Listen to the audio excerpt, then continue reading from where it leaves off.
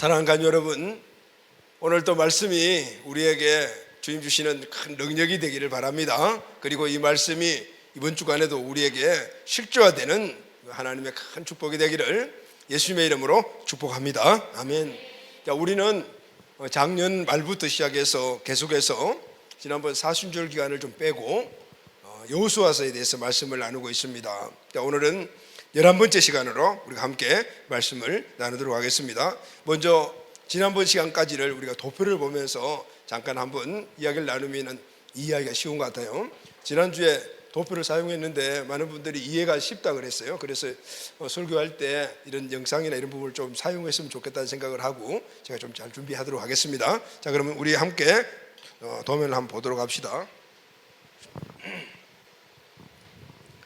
강대상이 갈려가지고 조금 안 보일 수도 있죠. 이스라엘 백성들이 이 애굽 땅에서 약 400년 가까이 살면서 마지막 출애굽 전에는 거의 노예 생활을 했잖아요. 애굽이 이집트죠. 그런데 애굽에서 이들이 거주할 때 이 애굽 아래쪽으로 가서 거주한 것이 아니고 어디서 거주했냐면은 이 고센 지역이에요. 이 고센 지역은 이 삼각주가 나일강 삼각주가 있는 곳이라서 굉장히 비옥한 땅이에요. 그래서 목축하기가 좋은 땅이에요. 요셉이 굉장히 지혜로운 사람이에요. 또 하나님 그런 기회를 주셨겠죠. 출애굽할 때 만약에 이 애굽 땅 가운데 거주하겠다면 이 나오는 도중에 틀림없이 바로의 군대에 의해 가지고 아마 전멸됐을 거예요.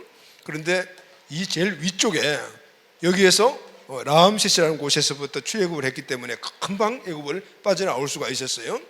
모세가 지도자가 되어서 이렇게 쭉 나와서 여기 홍해잖아요. 홍해를 건너고 그리고 쭉 내려와서 시내 반도잖아요. 지금도 여기 이집트 지역이에요. 시내 반도에 맨 끝자락에 시내산이 있어요. 이 시내산에서 이스라엘 백성들이 1년 동안 머물잖아요. 이 시내산에서 있었던 일들이 무엇이죠, 여러분? 이곳에서 모세가 신산에 올라가서 십계명 두 돌판을 받고 또 율법을 받았어요. 그래서 이스라엘 백성들이 이제는 하나님의 말씀을 가진 바로 하나님의 백성들이 되었죠. 이스라엘이 된 거죠. 그리고 이제 이곳에서 쭉 올라가 가지고 이 바란 광야, 시내 광야가 있죠. 바란 광야의 끝자락에 있는 가데스 바네아에서 유명한 사건이 있었죠. 모세가 12명의 각 지파별로 한 사람 대표를 뽑아 이들을 정탐꾼으로 이곳에 가나안 땅으로 정탐을 보냈어요. 그리고 이들이 40일 동안 정탐을 하고 다시 가데스 바네아로 돌아왔어요. 여기에서 이스라엘의 운명이 밝혀지죠. 실질적으로 이곳에서 가나안 땅으로 가는 길은 걸어가면은 일주일 걸리는 거리예요.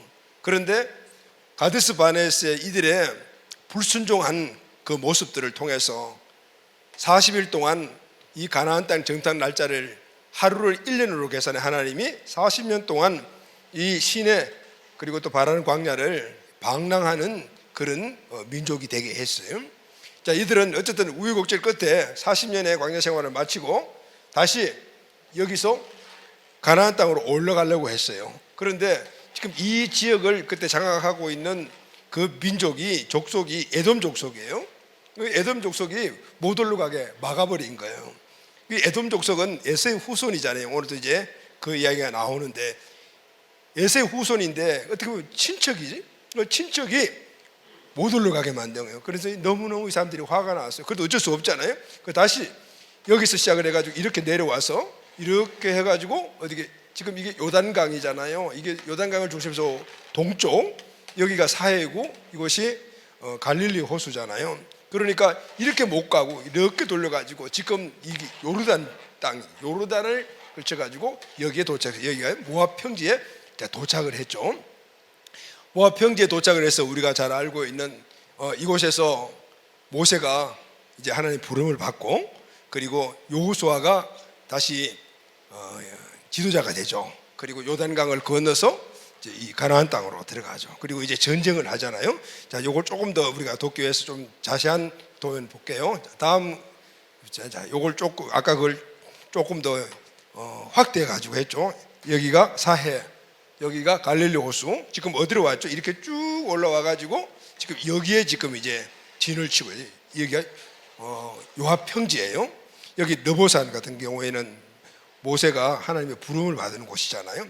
자, 이곳에 도착을 해서 여기가 어디냐면 길갈, 여리고. 여기 여리고가 마주 보이는 이곳에 진을 치고 있다가 요단강을 건너서 어디 가냐면 여리고 위쪽에 있는 길갈에 진 쳤죠. 그리고 여기서부터 시작해서 전투를 이제 하기 시작을 하잖아요. 첫 번째 전투는 이 여리고 성과의 전투에서 이기고, 그리고 아이성 전투 이기고, 그리고 난 다음 가운데를 쭉 가서 이 중부 지역을 장악을 해요. 중부 지역을 장악하니까 이 가나안 땅에 있었던 7 족속들이 큰일 났다 이렇게 생각을 해서 이 중부 지역 남쪽에 있는 지역에 이 가나안 족속들이 연합군을 형성을 해서 그리고 공격을 하잖아요. 그래서 이 전쟁에서 하나님의 은혜로 대성을 하죠. 기브온 사건들 여기서 일어났잖아요. 그리고 자, 중부 지방, 남부 지방을 점령했다라고 이 소문이 가나안 지역 전체에 나니까 그때 이 북쪽에 있는 하솔 왕 야빈이 북쪽에 있는 강력한 북쪽에 더 강한 그 족속들이 많이 살고 있었어요. 그들이 연합군을 형성을 해서 공격을 하잖아요. 그래서 여기 전투에서 또 대성을 거둬요. 그러니까 지금 이스라엘은 여호수아와 함께 이 가나안 땅 전체 전쟁에서는 승리를 했어요. 근데 중요한 것은 전체적으로 전쟁을 승리했지만은 가나안 땅 전체를 다 아직까지 차지한 건 장악한 건 아니었어요. 가운데 쪽 각각 중요한 지점을 이곳에서 승리했고, 또 남쪽에 있는 강력한 이 구사력을 다 섬멸했고, 또 위쪽도 섬멸했지만은 그러나 여전히 모든 땅에는 이 가나안 족속들이 살고 있었어요. 자, 이렇게 1차 전쟁, 이 전쟁을 마치고 난 다음에 하나님께서 이스라엘 백성들에게 땅을 분배하라고 이야기를 했어요. 이 전쟁, 1차 전쟁을 마치고 땅을 분배하는 그 앞인 전쟁은 각각의 이 모든 지역의 중요한 거점과 군사력을 무력화시킨 그런 전쟁에서, 그러나 아직 땅은 다 차지하지 못했어요. 그리고 지난번에 우리가 이제 함께 나누었잖아요. 하나님께서 이스라엘 백성들에게 땅을 분배해 주셨어요. 여호수아 12장부터 22장까지 내용이잖아요. 자, 땅을 분배했을 때 원칙이 있었죠. 자, 첫째는 이스라엘 모두에게 땅을 주셨다. 아멘. 모두에게 주셨어요. 여기 보면 이스라엘 각 지파들이 나오잖아요. 루벤, 갓, 므낫세. 이 므낫세 반지파는 요단강을 중심으로 해서 오른쪽 여기 동편 지역에 지금 요르단 지역에서 땅을 얻었어요. 이들은 가나안 땅으로 넘어가지 않고 모압 평지에 있으면서 이 땅이 너무너무 목축하기가 좋으니까 우리 여기서 살겠습니다라고 해서 이제 에피소드가 있죠. 그래서 일단은 이 사람들은 전쟁이 다 끝나고 난 다음에 이쪽에서 땅을 얻었어요. 루벤, 갓, 므낫세는 또 여기도 있잖아요. 그러니까 므낫세는 이쪽에 반 나누어 가지고 땅을 얻었던 것이죠. 그리고 이제 뭐 갓, 루벤, 므낫세, 베냐민, 유다 무슨 말 해서 12지파가 다 땅을 얻었어요. 다 분배를 받았어요. 근데 빠진 지파가 한 명 있죠. 한 지파가 있는데 바로 뭐지? 레위 지파였어요. 레위 지파는 하나님을 섬기고 제사하고 이 종교적인 영역에서 하는 이 종교인들이, 그러니까 하나님이 기업이라 땅을 주지 않았어요. 이들은 각각의 지파들이 여기서 생산되는 그런 곡식이라든가 이런 그 수입에 11조를 드리면 그 11조를 가지고 생활비로 사는, 지금 같으면은 풀타임 사역자들하고 똑같은 것이죠. 이렇게 각각 모든 사람들이 다 땅을 받았다. 자, 누구요? 이스라엘. 그러니까 이스라엘 백성이라면은 다 땅을 받았다. 자, 여러분 중요하죠. 오늘 우리가 영적 이스라엘이잖아요. 그러니까 우리도 하나님께서 다 땅을 주셨다. 아멘. 하나님이 우리에게 다 축복을 주셨다. 모든 영역에 축복을 주셨다는 것이죠. 근데 중요한 것이 있어요. 다 주셨는데 땅 크기가 또 달라요. 다. 여기 보면 므낫세는 엄청나게 많이 받고 에브라임도 크고, 그리고 또 유다도 이 지역 전체가 다 유다 땅인데 유다 땅 안에 시몬이 들어있어요. 그런데 여기 보면 단이라든가 베냐민, 뭐 위에 스불론 이런 지파들이 상대적으로 땅이 적어요. 하나님은 다 주셨는데 다르게 주셨다는 거예요. 그 다르게 주신 이유를 지난주에 우리가 함께 나눴죠. 그것은 바로 행한 대로 주셨다. 그들의 선조들의 그 믿음의 삶, 그리고 또 헌신과 그런 충성, 그리고 본인들의 이런 모든 것들을 감안해서 하나님은 주셨지만은 다 다르게 주셨다라는 거죠. 근데 더 중요한 것은 오늘 이 모든 땅의 분배는 무엇으로 정했습니까? 제비뽑기로 정했어요. 제비뽑기는 하나님이 이 모든 것들을 선택해 주셨다라는, 그러니까 하나님의 주권을 이야기하는 것이죠.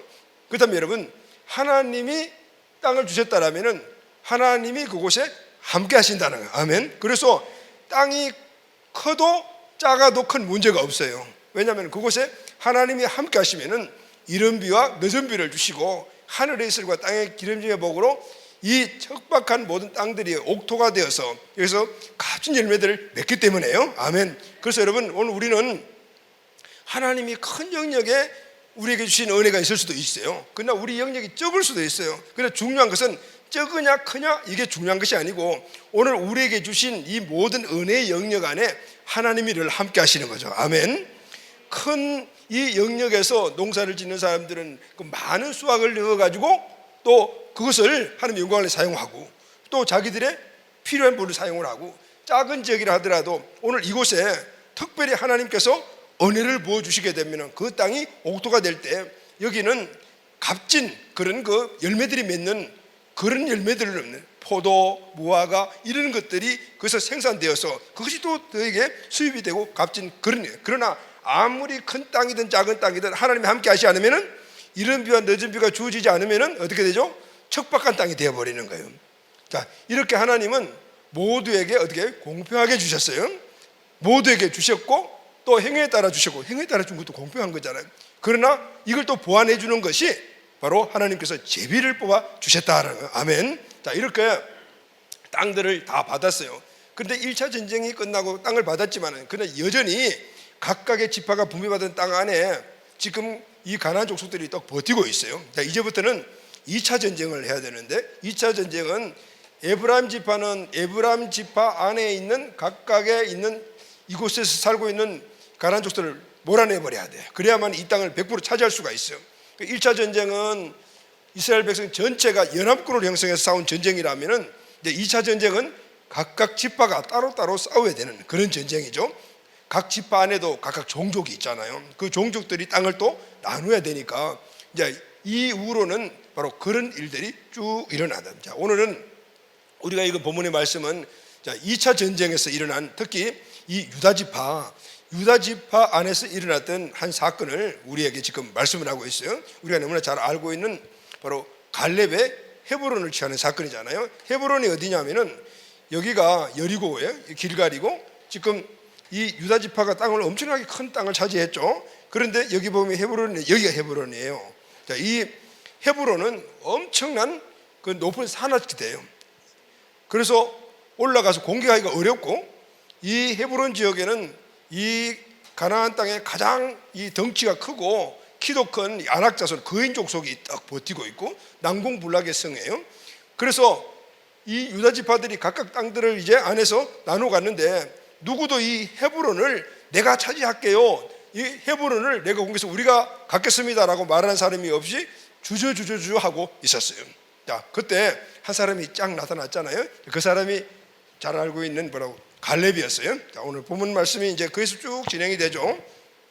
자, 갈렙이라는 사람이 쫙 나타나서 여호수아 14장 12절 말씀 다 같이 한번 읽어볼까요? 시작. 그날에 여호와께서 말씀하신 이 산지를 지금 내게 주소서. 당신도 그날에 들으셨거니와 그곳에 있는 그 아낙 사람이 있고 그 성읍들은 크고 견고할지라도 여호와께서 나와 함께 하시면 내가 여호와께서 말씀하신 대로 그들을 쫓아내리다. 쫓아내겠습니다. 손을 든 사람이 갈렙이었어요. 그리고 이 헤브론 험한 산지 아낙 자손이 살고 있다. 좋습니다. 나에게 주십시오. 내가 오늘 이 땅을 취하고 거기에 아낙 자손들을 다 쫓아내버리겠습니다 라고 했어요. 자, 그럼 여러분, 왜 갈렙이 이 헤브론, 다른 사람들은 헤브론을 차지하려고 헤브론을 달라고 이야기하지 않는데 왜 유독 갈렙만이 헤브론을 달라고 했을까요?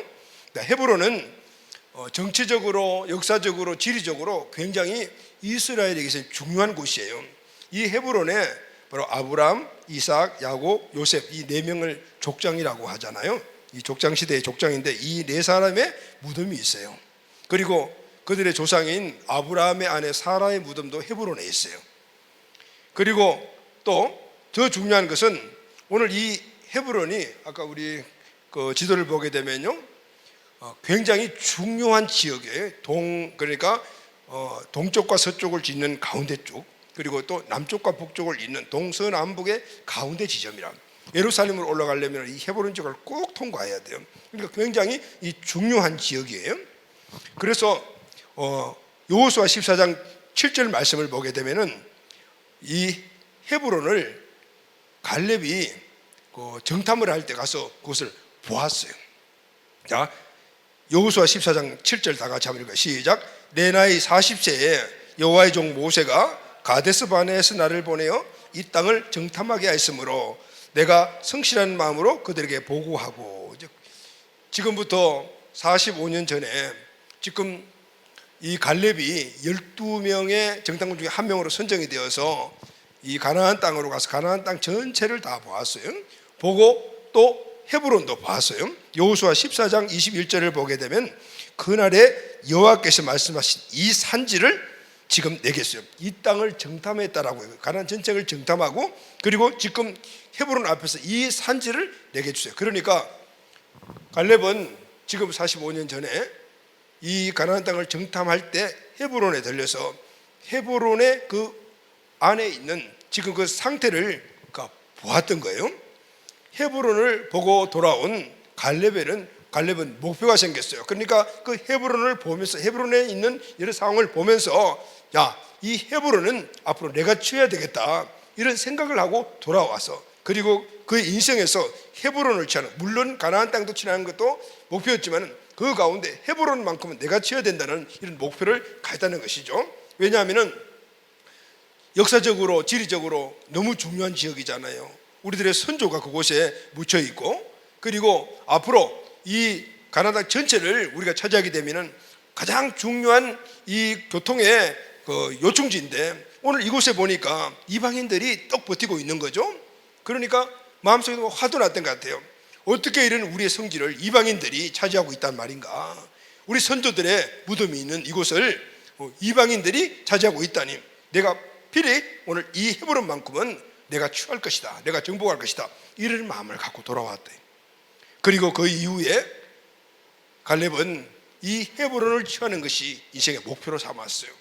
그리고 결국은 그 목표에 생명을 걸고 나아갔을 때 그 목표를 이루고 헤브론을 취했던 것을 볼 수가 있어요. 자, 사랑하는 가족 여러분, 오늘 우리 이 갈렙을 우리가 함께 생각을 하면서 우리는 우리에게 주어진 우리가 갖고 있는 꿈에 대한 부분들을 우리가 한번 생각해 보려고 합니다. 갈렙은 오늘 우리에게 꿈이 무엇인가, 그리고 꿈은 어떤 것이 진짜 꿈인가. 꿈 참 종류가 많잖아요. 여러분, 자다가 꾸는 꿈도 있고요, 자다가 꾸는 꿈도 꿈 종류가 여러 가지가 있어요. 잠몽도 있고 실몽도 있고 뭐 영적인 꿈도 있고 막 되게 많거든요. 그러면은 갈렙이 가진 꿈은 도대체 어떤 꿈일까? 그 꿈은 도대체 갈렙이 어떻게 얻은 것일까? 자, 오늘 우리가 인생에서 늘 이야기하는 꿈과 비전 늘 말하는데 이 꿈과 비전은 그러면은 우리는 갈렙과 비교해서 어떤 모습인가를 한번 생각해 봐야 돼요. 그리고 진정 우리가 가져야 될 삶의 방향성인 꿈은 어떻게 가져야 되는가? 오늘 우리에게 주는 아주 귀중한 말씀이죠. 갈렙은 그가 보고 온 헤브론을 취해야 되겠다는 이 목표를 평생의 목표를 삼고 그리고 그것을 꿈과 비전으로 삼아 그 사명을 가지고 생명을 걸고 나갔을 때 결국은 그 꿈이 이루어졌어요. 할렐루야, 아멘. 평생에 이룰 목표를 정하면은 그 목표가 내 인생의 꿈과 비전이 되는 겁니다. 자, 여러분, 오늘 우리는 인생을 살아갈 때 뭔가 목표가 있어요. 근데 목표가 없는 사람들 참 너무 많습니다. 그 목표를 정하게 되면 그 목표가 내 인생에 뭐가 되죠? 꿈이 비전이 되고 그것을 이루기 위해서 우리가 그것이 나에게 사명이 되는 것이에요. 결국 갈렙은 그 목표를 가지고 그 목표를 평생의 비전과 꿈으로 삼았을 때 그 꿈이 이루어졌어요. 갈렙이 꿈을 이룬 것이 아니고 하나님이 갈렙의 꿈을 이루어 주신 것입니다. 할렐루야. 갈렙을 통해서 하나님께서 갈렙을 통해서 하나님의 꿈을 이루었다 그 말인 것입니다. 자, 여기서 여러분 우리는 꿈 안에 들어있는 아주 중요한 원리 한 가지를 알 수가 있습니다. 여러분, 오늘 우리가 하나님이 주신 꿈을 우리가 품고 그리고 그 꿈을 품고만 있으면 안 돼요. 그 꿈을 품고 그 꿈을 계속해서 집중해 나가게 되면 그 꿈이 에너지가 되고 힘이 되어요. 그 에너지와 힘이 우리 인생의 삶을 그 목표 꿈까지 끌어가기도 하고 순간순간마다 어려움들을 이기게 하고 할렐루야, 그리고 모든 삶 안에서 살만 나는 역동적인 삶을 만들어준다는 것이죠. 꿈을 이루기 위해서 내가 막 힘을 만들어야 되고 내가 뭔가를 갖다가 준비해야 되는 것이 아니에요. 그 꿈을 하나님부터 받고 그리고 그 꿈을 계속해서 내 마음속에 새기며 집중하여 나가게 되면은 바로 그 꿈에서 엄청난 하나님의 능력이 나타나는 거예요. 아멘. 여러분 왜 그럴까요? 바로 꿈은 하나님이 주신 것이며 그것은 바로 하나님의 말씀이며 말씀은 바로 능력이기 때문입니다. 아멘. 하나님께서는 우주 만물을 무엇으로 만드셨죠? 말씀으로 만드셨어요. 그러니 하나님의 말씀 안에는 바로 생명력이 들어있어요. 우리가 씨를 뿌리게 되면 그 안에 보이지는 않지만은 그 안에 생명력이 있어. 나중에 싹이 나고 줄기가 되고 나무가 되어 큰 나무가 되고 열매를 맺듯이 하나님의 말씀이 그 비전이 나에게 심겨지게 되면은 그 안에 있는 생명력이 오늘 나를 이끌어가는 거죠. 그러나 그냥 이끌어가지 우리가 그게 집중해야 되는 거죠. 그럴 때 그 안에서 그 힘이 믿음의 역사를 통해 나타날 때 하나님이 그 힘으로 우리의 주신 그 비전을 하나님의 뜻을 이루어 가시는 거예요. 할렐루야. 아멘. 그래서 이런 삶을 살았던 사람이 바로 갈렙이에요. 그래서 갈렙은 오늘 우리에게 꿈이 얼마나 중요한가, 비전이 얼마나 중요한가라는 사실을 알려주고 있어요. 사랑하는 간 여러분, 오늘 이 시간 우리 모두 우리가 갖고 품고 있는 꿈이 무엇인가? 나는 정말 제대로 된 꿈을 갖고 있는가?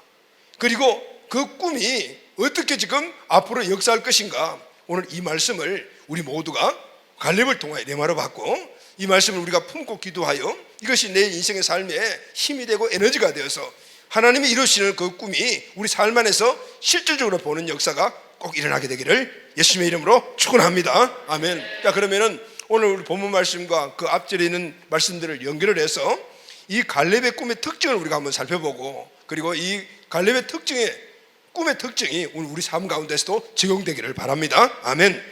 자, 그러면은 갈렙이 갖고 있던 이 꿈의 특징은 뭘까요? 첫 번째, 갈렙은 꿈을 이룰 수 없는 상황 속에서 꿈을 가졌다. 아멘. 갈렙의 꿈의 첫 번째 특징은 꿈을 가질 수 없는 상황 속에서 꿈을 가졌다라는 것이죠. 자, 여러분, 오늘 우리가 인생의 목표를 정할 때 뭔가 인생의 목표에서 그것을 내가 이룰 수 있어, 뭔가를 좀 그래도 뭔가 갖춰져 있어야만이 우리가 그것을 목표로 삼습니다.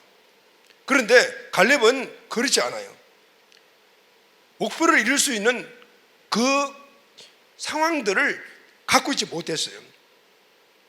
왜냐하면 갈렙에게는 이 목표를 이룰 수 있는데 꿈을 성취하는데 그것이 힘들게 만드는 약점이 많이 있었어요. 그 가운데 특별히 생각을 해보게 되면 세 가지의 큰 약점을 갖고 있다.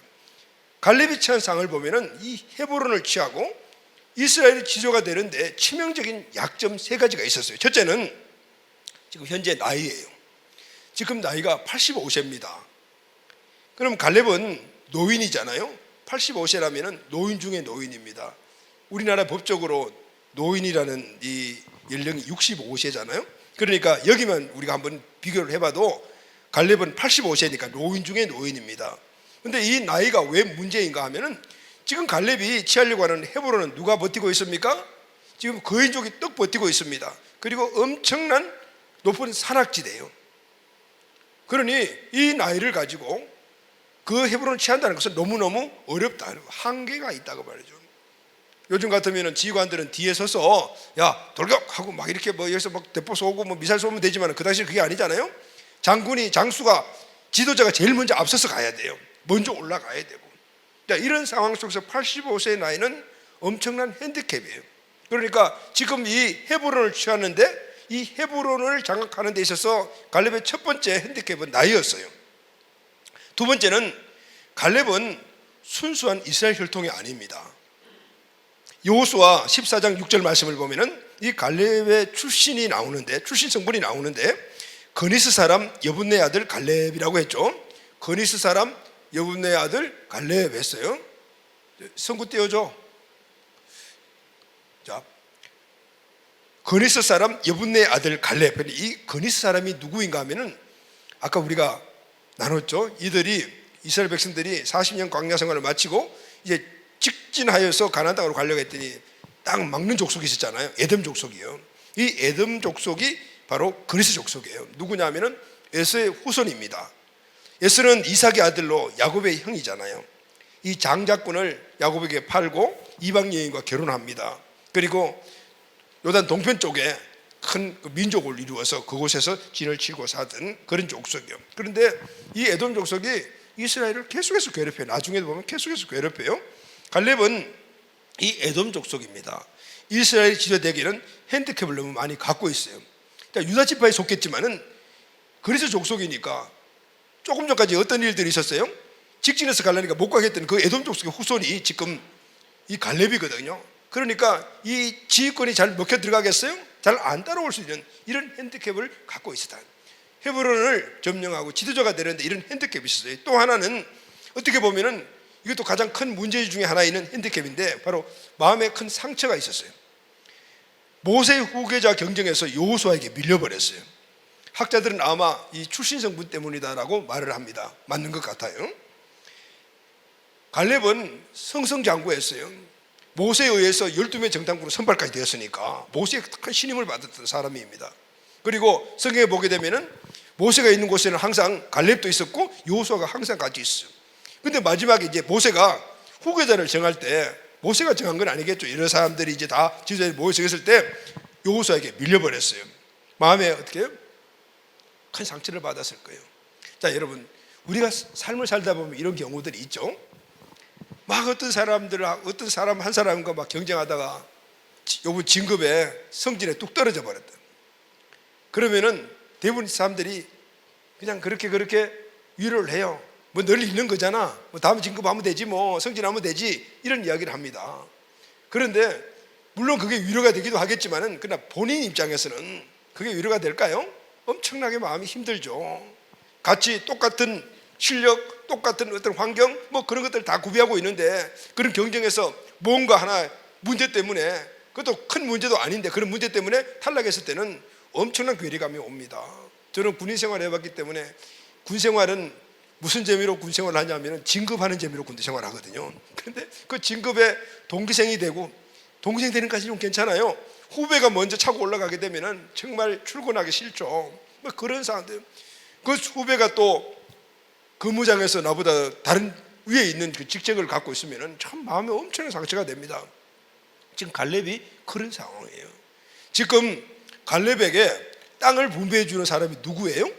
지금 갈렙이 가서 이 땅을 나에게 주세요라고 했을 때 그것을 승인해 주고 결정해 준 사람이 누굽니까? 여호수아입니다.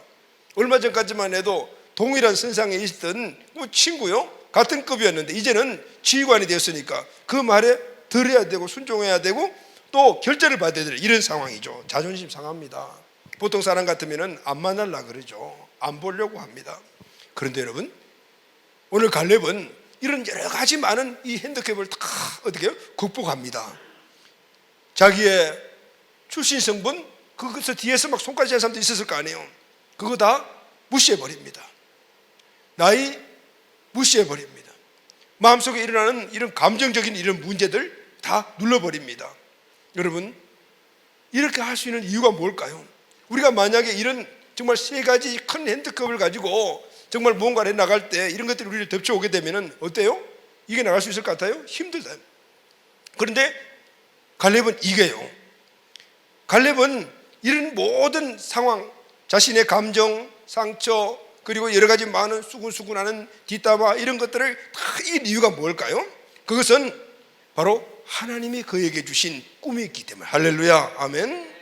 하나님이 주신 꿈이 있었기 때문에 그 모든 것들을 누르고 이기며 앞으로 나아갈 수가 있었던 것이죠. 우리도 하나님의 꿈을 성취하려면 늘 이런 환경을 만납니다. 하나님이 우리에게 주신 가나안 땅이 있습니다. 우리가 예수님을 믿고 예수 그리스도가 우리 주권자가 되고 주인 되면 우리 환경의 모든 영역이 주어진 가나안 땅이에요.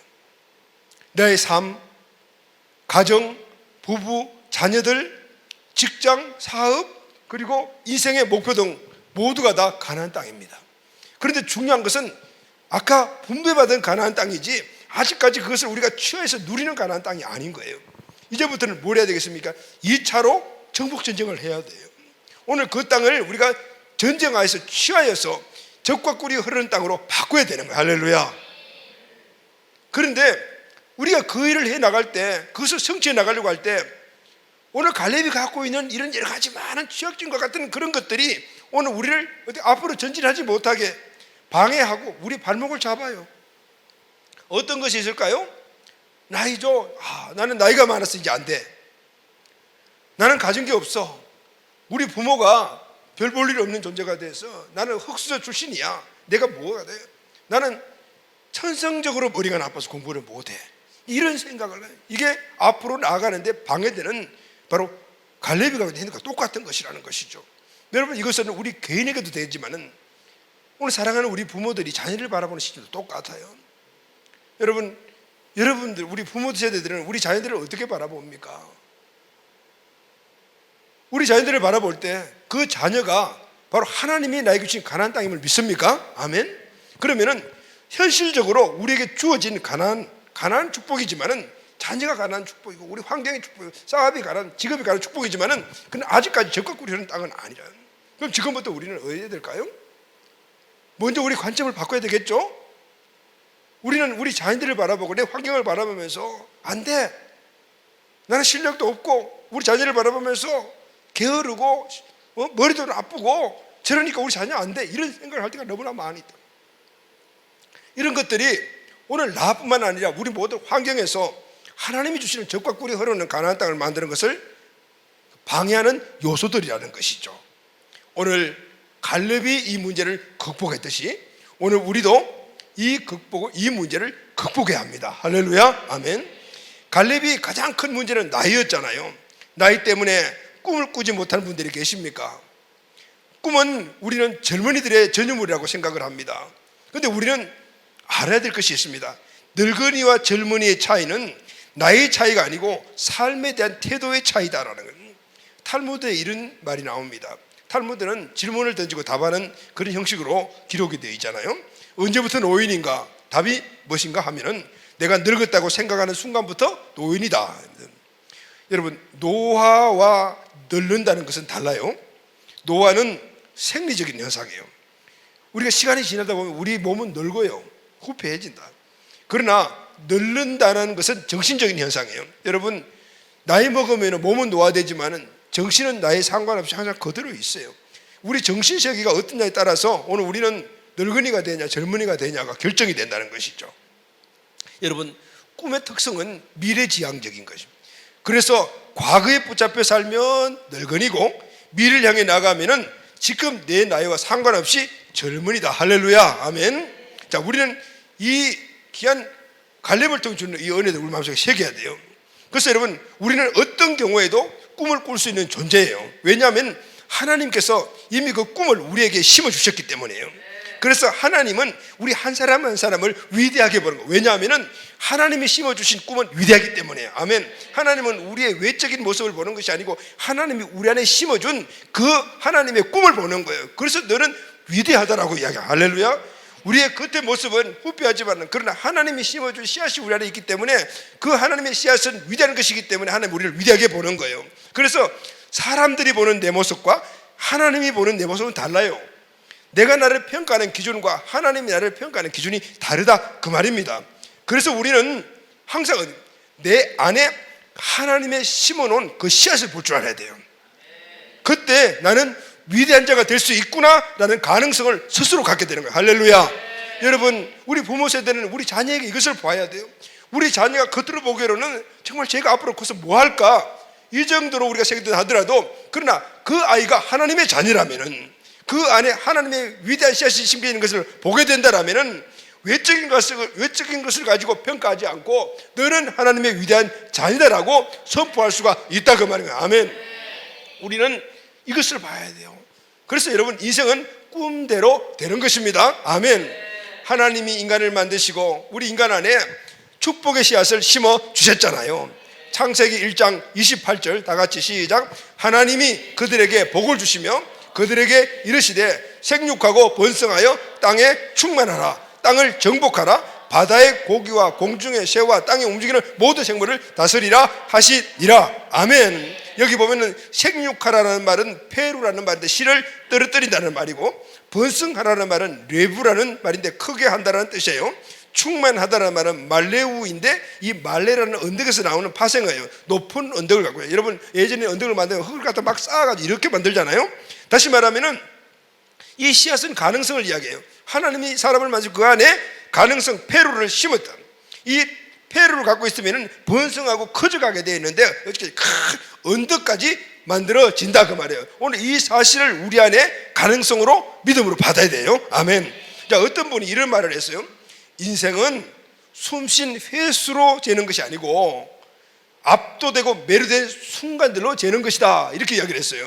무슨 얘기냐면은 우리 인생은 항상 숨쉬고 먹고 마시고 살아가는 것, 이게 우리 인생이야 라고 사람들이 생각하죠. 좋은 거 먹고 좋은 곳에 살고 편안한 곳에 살고 좋은 차, 이게 우리 인생이 최고라고 생각을 해요. 그러나 이분은 이러면 그것이 인생이 아니고 압도되고 매료된 순간들이 우리 인생이 제대로 사는 거라 그랬어요. 여러분 오늘 우리가 인생을 살 때 먹고 마시고 막 이런 것이 아니라 정말 내 인생을 압도하고 그리고 막 내가 어떤 그 하나의 그 목적에 매료되어 가지고 그게 붙잡혀 가지고 그걸 이루면서 역동적으로 사는 것들이 여러분들에게 있습니까? 이게 바로 꿈이에요. 오늘 이것이 이렇게 꿈에 압도되고 매료되어 살아가는 그 인생이 바로 제대로 된 삶을 사는 것이다 라고 말하고 있는 거예요. 여러분 인생의 진정한 가치는 꿈이요, 그 꿈이 나를 압도하고 매료되어 살아갈 때 그것이 나에게 영향력이 되는 것입니다. 여러분 오늘 우리 가정에 우리 부모들이 자녀들에게 무엇으로 영향력을 펼칩니까? 공부 많이 시켜주고 그리고 또 좋은 거 입혀주고 먹여주고, 이것이 우리가 부모들이 얘기하지만 물론 그게 필요하죠. 그러나 더 중요한 것은 부모로서 하나님 주신 꿈에 매료되고 압도되어서 그것을 기쁨으로 역동적으로 그렇게 살아가는 그 행복한 모습을 보여주는 것이 우리 자녀들에게 가장 큰 영향력이다라는 것입니다. 갈렙이 그렇게 살았던 거예요. 사랑하는 여러분, 우리 삶이 이 삶이 되기를 예수님의 이름으로 축원합니다. 아멘. 자, 이렇게 갈렙의 꿈은 정말 이룰 수 없는 그런 환경이지만 꿈을 가졌어요. 그런데 그 꿈이 이루어졌죠. 그런데 여러분 꿈을 가졌다고 해서 그냥 이루어지는 것이 아니에요. 갈렙의 꿈의 특징 두 번째는 갈렙은 그 꿈을 이루기 위하여 대가를 기꺼이 지불하였다. 아멘. 꿈을 갖고 있다고 그 꿈이 저절로 성취되는 것은 아닙니다. 크든 작든 간에 대가 지불이 따르기 마련입니다. 갈렙은 꿈을 성취하기 위해서 헤브론 산지를 달라고 했고 그 달라고 끝난 게 아니고 그 헤브론 산지로 올라갔어요. 여호수아 15장 14절 15절 다 같이 시작. 갈렙이 거기서 아낙의 솟은 그 세 아들 곧 세세와 아이만과 달메를 쫓아내었고 거기서 올라가서 더빌 주민을 쳤는데 더빌의 본 이름은 기락세벨이라 그랬죠. 그 헤브론을 장악하고 있는 거인족들 그 아낙의 소생 세 아들을 다 어떻게 해요? 쫓아내었다 그래요. 거기서 끝난 것이 아니라 또 더 올라가 가지고 더빌도 쫓아내었다. 그래서 이 모든 헤브론을 장악했다는 것이죠. 85세 된 노인이 오늘 강력한 아낙 자손을 몰아내고 그 어렵고 험난한 그 전체적인 그 절벽과 같은 그런 지역을 장악했다는 것이죠. 쉬웠을까요? 어렸을까요? 쉽지 않습니다. 어려웠죠. 그럼에도 불구하고 헤브론을 결국은 취했어요. 그래서 여러분 오늘 비전을 갖고 있는 사람들은 비전을 이루기 위해서 우리가 출발했다면 비전가는 고난을 각오해야 합니다. 그냥 이루어지는 꿈만 가졌다고 되는 것이 아니에요. 소리만 지른다고 되는 것도 아니에요. 도전에는 반드시 대가가 따르기 마련이에요. 대가 지불의 결과가 있어요. 이것 때문에 우리가 대가 지불을 기꺼이 감당하는 것이죠. 여호수아 14장 15절 하반절 다 같이 큰 소리 하면 시작. 그 땅에 전쟁이 그쳤더라. 아멘. 승리는 그냥 얻는 것이 아니고 대가 지불의 결과입니다. 아멘. 어떤 일이든지 희생 없이 되는 일은 없습니다. 꿈을 성취하려면 비싼 대가를 지불해야 합니다. 여러분 자동차를 안전하게 운전하는 것은 좋지만 우리 인생은 너무 안전하고 안락하면 좋지 않아요. 자동차를 안전하게 운전하겠다고 시속 10km로 부산까지 출발했다면 언제 부산 가겠어요? 여러분 배가 항구에 있으면 안전하죠? 그런데 배는 항구에 메어놓기 위해서 만든 것이 아닙니다. 풍랑이 일어나고 풍파가 있다 하더라도 배는 바다 가운데로 가야 돼요. 그래서 꿈을 이룬 사람들을 보게 되면 실패도 일어납니다. 실패를 실패로 생각하지 않아요. 실패를 자원으로 받아들이고 그 안에서 교훈을 찾고 그래서 끊임없이 계속해서 전진해 나가고 그리고 또 적응해 나가고 돌파해 나가는 거예요. 결국은 갈렙과 같이 그 꿈을 성취하게 됩니다. 할렐루야. 아멘. 마지막으로 세 번째, 이 갈렙의 꿈의 특징은, 이 갈렙의 꿈은 갈렙 자신의 꿈이 아니고 하나님의 뜻을 이루는 것이다. 할렐루야, 아멘. 하나님의 꿈을 이루는 것이 꿈의 요소 중에서 가장 중요합니다. 우리가 대가를 지불하고 성취할 꿈은 반드시, 여러분이 반드시입니다. 반드시 하나님의 뜻을 이루는 것이어야 합니다. 아멘. 갈렙은 헤브론을 정복하는 꿈을 꾸었습니다. 그 꿈이 실제로 이루어졌습니다. 갈렙의 꿈이 아름답게 이루어진 것은 그 꿈이 갈렙의 꿈이 아니고 하나님의 꿈이었기 때문에, 하나님이 갈렙에게 꿈을 주시고 그 꿈을, 하나님의 꿈을 갈렙이 자기의 삶의 사명으로 받아들여 대가를 지불하고 나갔을 때 하나님이 그 모든 걸 이루고 갈 수 있는 힘을 주셔서 결국은 그 꿈을 이루게 해주신 거예요. 할렐루야, 아멘. 그러면은 갈렙의 꿈이 하나님의 꿈이라는 것을 우리가 어떻게 알 수가 있어요? 여호수아 14장 12절 하반절을 우리 다 같이 한번 읽어 시작. 여호와께서 나와 함께 하시면 내가 여호와께서 말씀하신 대로 그들을 쫓아내겠습니다 라고 했어요. 여호와께서 말씀하신 대로 무슨 의미냐면은 갈렙이 가나안 땅을 정탐하러 갔습니다. 헤브론 땅에 갔습니다. 헤브론 땅에 가니까 이방 족속들이 그것을 차지하고 있었습니다. 그것을 보면서 하나님께서 나를 이곳에 보시는 목적이 있구나. 그것은 이 성지와 같은 이 헤브론 땅에 이방 족속들을 몰아내고 오늘 여기에 하나님의 큰 영광을 드러내야 되겠구나. 내가 반드시 그래서 이 헤브론을 취해야 되겠구나. 아멘. 하나님이 주신 비전으로 받아들였다고 말이에요. 아멘. 여러분, 하나님께서 약속하셨다면 하나님께서 이루어주십니다. 아멘. 그래서 중요한 것은 내가 무슨 꿈을 가졌느냐가 중요한 것이 아닙니다. 이 꿈이, 이 인생의 목표가 하나님이 주신 것인가, 오늘 이것이 중요합니다. 아멘. 우리는 그래서 항상 이렇게 기도해야 합니다. 하나님, 나에게 주신 하나님의 꿈을 알게 하여 주시옵소서. 그리고 그 꿈을 내가 이룰 수 있도록 하나님 힘을 주시옵소서. 이 기도가 우리에게 중요한 것이죠. 사랑하는 가족 여러분, 우리의 꿈이 무엇입니까? 저와 여러분들의 꿈이 무엇입니까? 여러분들은 어떤 인생의 방향을, 꿈을 정하고 나가고 있습니까?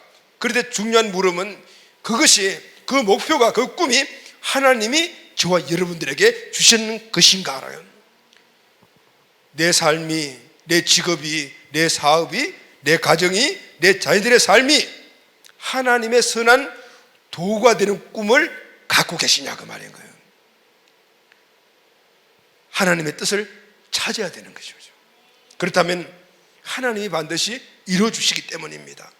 너무나 중요한 것이 있습니다.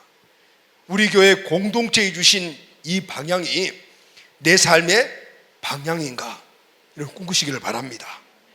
하나님은 이 땅에 주의 뜻을 이루기 위하여 교회를 세우셨습니다. 그리고 우리에게 사명과 비전을 주셨습니다. 그 1100세계 비전이 우리에게 주신 교회 사명이잖아요.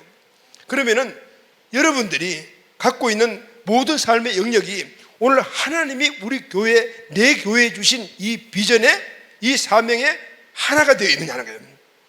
왜 그럴까요? 그래야만이 하나님이 이루어 주시기 때문입니다. 아멘. 그래서 여러분, 오늘 우리의 모든 삶의 영역 안에 하나님이 오늘 이 사명을 이루기 위하여 오늘 우리 가정을 행복한 가정으로 만들고, 우리 자녀들을 특별히 지혜를 대해 주시고, 우리의 직장에 오늘 내가 영광스러운 자녀가 되고, 우리 기업이 확장되어 복을 받고, 하나님이 세워주신 하나님의 공동체 일을 이루기 위하여 오늘 이 목표와 꿈이 필요합니다 했을 때 하나님은 그것을 하나님의 꿈을 간자로 인정해 주시고 도와주시고 인도하시고 함께하여 주십니다. 아멘. 반드시 책임져 주십니다. 아멘. 오늘 이 은혜 그리고 이 말씀의 깨달음이 우리 모두에게 일어나게 되기를 예수님의 이름으로 축원합니다. 자, 오늘 말씀을 총 우리가 다 정리하고 결론하면서 한 구절 말씀 우리가 선포하고 한번 뜨겁게 기도하도록 하겠습니다. 여호수아 14장 12절 말씀입니다. 다 같이 큰 소리로 오늘 이 말씀이 나에게 이루어질지어다. 아멘. 시작. 그날에 여호와께서 말씀하신 이 산지를 지금 내게 주소서. 당신도 그날에 들으실 거니와 그곳에는 아낙 사람이 있고 그 성읍들은 크고 견고할지라도 여호와께서 나와 함께 하시면 내가 여호와께서 말씀하신 대로 그들을 쫓아내리이다. 그들을 쫓아내리이다. 여러분, 헤브론을 두려워하지 마시기를 바랍니다. 하나님과 함께 그 꿈을 이루고 가시는 우리 공동체 온 가족들이 다 되시기를 예수님의 이름으로 축원합니다. 아멘.